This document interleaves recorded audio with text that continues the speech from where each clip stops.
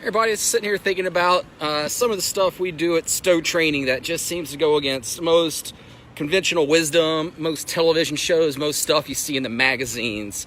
And, at first, people are just like, that doesn't make sense. That's not what I read. Why would I do it that way? And the main thing is that we just know around here that consistency is what wins.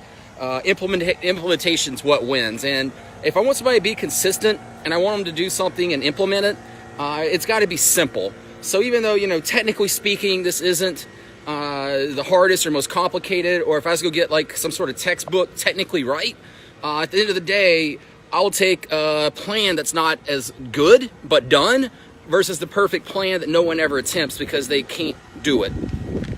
So a couple of things that we kind of go against the grain here, just against what the fitness norm would be, is starting out is we usually prescribe steady state cardio over the HIIT cardio. So the HIIT cardio is the basically work until you think you're going to throw up, rest a little bit, and then try to throw up again and do that. And it's that high intensity, short duration versus what I prescribe my clients is go take a walk or go ride a bike, or go play with your dog, or clean your apartment or house, or go work in your garden, just anything low intensity for about 30 minutes. The reason is it's doable.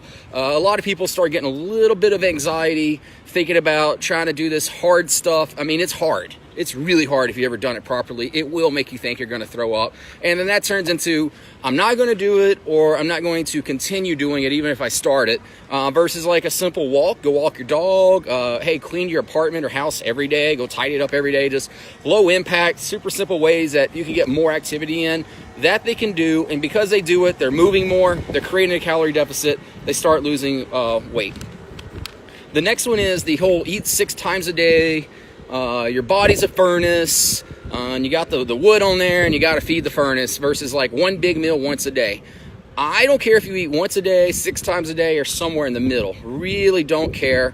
All I care about, again, is that you eat real food and you don't overeat. Because depending upon your schedule, I've trained a lot of nurses, for example, that if there's like an operation going on, they can't go eat 6 times a day. They don't have a choice. Like, somebody's life is on the line here. So they got to be there and ready to help, and that's just not an option. Or I've trained, plenty of attorneys who, hey, we're going to be in trial all day. I can't be slamming a protein shake and eating my broccoli while I'm in the court.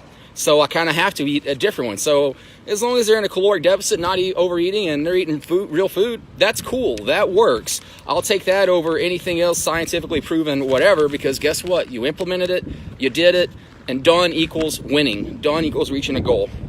And finally be the meal timing around a workout. A lot of folks are really obsessed with like trying to get that protein shake within 30 seconds of finishing that workout, like almost gonna like run like a bunch of cattle, like runaway cattle, trying to get out the door to get that protein shake. When all of the research, because people are so different, that they really can't prove that you're going to get any different results having that protein 30 minutes after that workout is any different than like 3 or 4 hours after the workout, because you got to take into consideration the chronological age of that lifter. How old are you? 20 years old, 30 years old, 40 years old, 100 years old? I don't know. You got to take into consideration the age of that lifter as far as like experience. So even if you're 30, but you've been lifting 15 years, that's different than being 50 years old and you started yesterday. So that's important. The type of workout they did.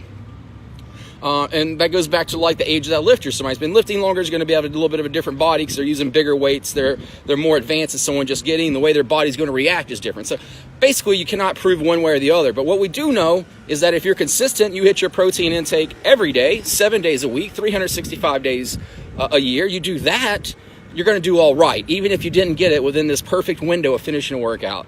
So just a few things where we kind of like to go against the grain, because, at some point just having experience matters. And for us, it's the experience of helping other people. We're not basing everything off N=1, just ourselves and what worked for me. I've had the opportunity to work with definitely hundreds of clients. I don't know if I'd say 1,000, but hundreds for sure between the team and myself. So finding things that are actually going to work for people, things that are simple so they can implement it. And when they implement it, they can get the result they want. They can get the change they want. I'm Nate at Stowe Training. If you'd like me to help you out, figure out some things that maybe aren't what you were first thought would be, that will help you get to your goal, because you got your own unique situation, kind of knowing when you can break a rule or bend a rule. You live by the gym, just come meet me at my studio. We'll spend an hour together. We'll go through a success session. We'll figure out exactly what success looks like for you. Or if you don't live near my place, shoot me a message. We'll link up over the internet, phone, email, whatever works for you. Same idea. Figure out what success looks like for you. And if you're not ready to do either of those, sorry for all the noise out here. This is live. Send me a message and we'll get you on the newsletter. All right, I'll be back soon.